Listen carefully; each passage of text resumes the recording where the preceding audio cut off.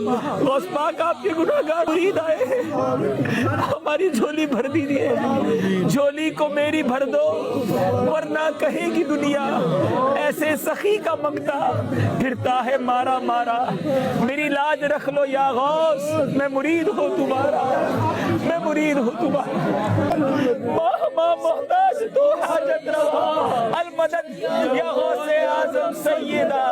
और जिन लोगों को ये अल्लाह के सिवा पुकारते हैं वो कोई चीज भी तो नहीं बना सकते, बल्कि वो खुद बनाए जाते हैं। वो तो मुर्दा हैं, बेजान। उनको तो ये भी मालूम नहीं कि उठाए कब जाएंगे। लोगों, तुम्हारा माबूद तो एक ही माबूद है। सो जो लोग आखिरत पर ईमान नहीं रखते उनके दिल इनकार कर रहे हैं और वो सरकश हो रहे हैं। ये जो कुछ छुपाते हैं और जो जाहिर करते हैं अल्लाह जरूर उसको जानता है। वो सरकशों को हरगिज पसंद नहीं करता। और जब इन काफिरों से कहा जाता है कि तुम्हारे परवरदिगार ने क्या उतारा है, तो कहते हैं पहले लोगों की हिकायतें। ऐ पैगंबर, इनको बकने दो, ये क़यामत के दिन अपने अमाल के पूरे बोझ भी उठाएंगे और जिनको ये बेतहकीक गुमराह करते हैं उनके बोझ भी उठाएंगे। सुन रखो कि जो बोझ ये उठा रहे हैं बुरे हैं। इनसे पहले लोगों ने भी ऐसी ही मक्कारियां की थीं, तो अल्लाह का हुक्म उनकी इमारत की बुनियादों की तरफ से आ पहुंचा और छत उन पर उनके ऊपर से गिर पड़ी और ऐसी तरफ से उन पर अजाब आ वाक़े हुआ जहां से उनको ख्याल भी न था। सूरज खत्म हो जाए सारे इंसान मर जाएंगे, चाहे कोई बुजुर्ग है या गैर बुजुर्ग है, चाहे मुसलमान है या काफिर है। पारा सूरज खत्म, जमीन अपनी नबातात नहीं पैदा कर सकती फोटोसिंथेसिस के जरिए जो करती है। जब जमीन उगाना छोड़ देगी तो अगर आप जानवर भी खाएंगे तो कितना अरसा। जिस तरह हमारे हुक्मरान हमें कहते हैं कि अगर टमाटर महंगे हैं तो दही डाल लो, तो अगर जमीन उगाना छोड़ दे तो हम जानवर खाएंगे तो कितना अरसा, मछलियां खाएंगे तो कितना अरसा, वो भी सारी मर जाएंगी हमारे खाने से पहले ही। दुनिया पे मौसमों का तब्दील होना, हवाओं का चलना, हर जिंदा चीज की खुराक ये एक सूरज के ऊपर डिपेंडेंट है। तो फिर सबसे बड़ा मुश्किल कुशा कौन हुआ? सूरज। आज तक किसी काफिर ने भी कहा अल मदद या सूरज मेरी मदद फरमाइए, हमें कभी वहम भी नहीं आता। सूरज की बरकत से ही ग्लेशियर्स का पानी पिघल के दरियाओं में आता है। जमीन के नीचे भी दरिया चलते हैं, जमीन के ऊपर भी, जिस पानी से हम लोग जिंदा हैं।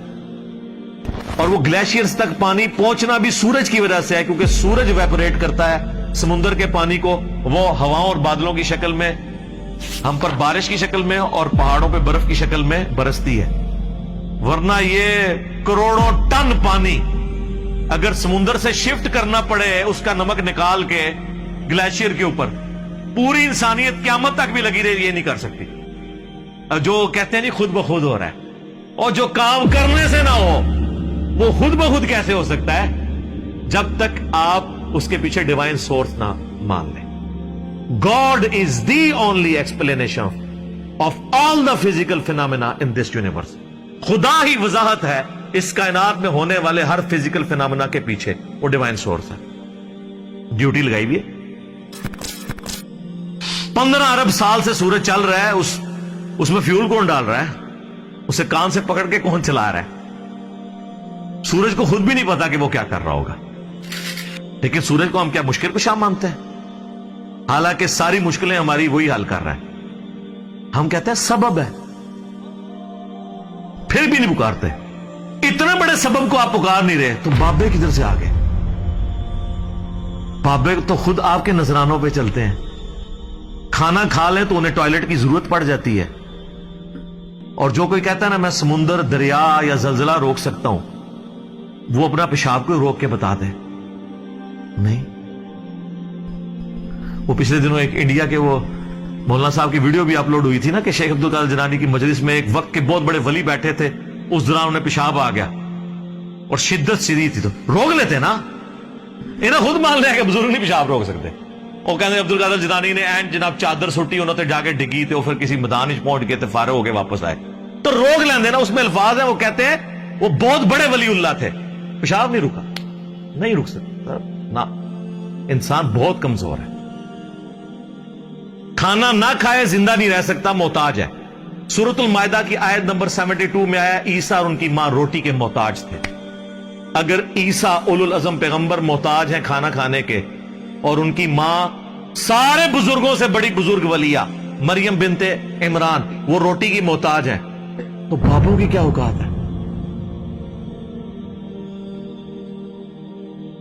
रोटी के मोहताज है, और रोटी खा लें तो निकालने के मोहताज, ना निकले तो फिर परेशानी।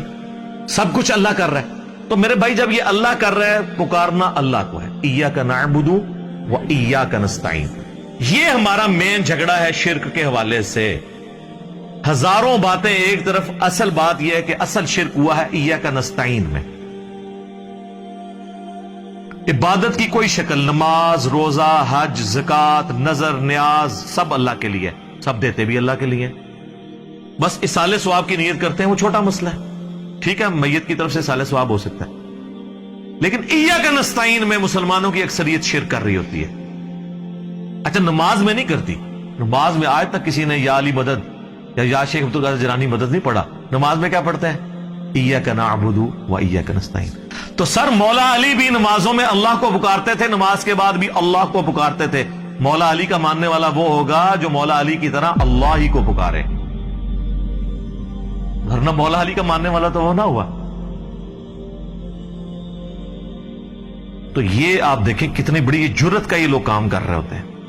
हम जब समझाते हैं तो कहते हैं आप गुस्ताखी कर रहे हैं। सर जब आप ईसाइयों को समझाते हैं ना कि हजरत ईसा इब्ने मरियम अल्लाह के बेटे नहीं है, तो ईसाई भी समझते हैं आप हजरत ईसा की गुस्ताखी कर रहे हैं। और कुरान में तो बहुत सख्त बात आई है। सूरह अल-माइदा की आयत नंबर 17 में, लक़द कफ़र अल्लज़ीना क़ालू इन्नल्लाहा हुवल मसीह इब्नु मरियम, बेशक वो लोग कुफ्र कर रहे हैं जो ये कह रहे हैं कि ईसा इब्ने मरियम ही अल्लाह हैं। उसके बाद कितने सख्त अल्फाज हैं। कुल, ऐ नबी तुम फरमाओ, फमन यमलिकु मिनल्लाहि शैआ, अल्लाह का कोई क्या बिगाड़ लेगा। इन अरादा अन युहलिकल मसीह इब्न मरियम व उम्महु व मन फिल अर्दि जमीआ, कि अगर अल्लाह इरादा करे कि ईसा इब्ने मरियम और उनकी मां को और सारी मखलूक को हलाक कर दे, अल्लाह का कोई क्या बिगाड़ सकता है। अच्छा, शिर्क किया ईसाइयों ने, मिसाल दे दी ईसा इब्ने मरियम की तौहीद के लिए।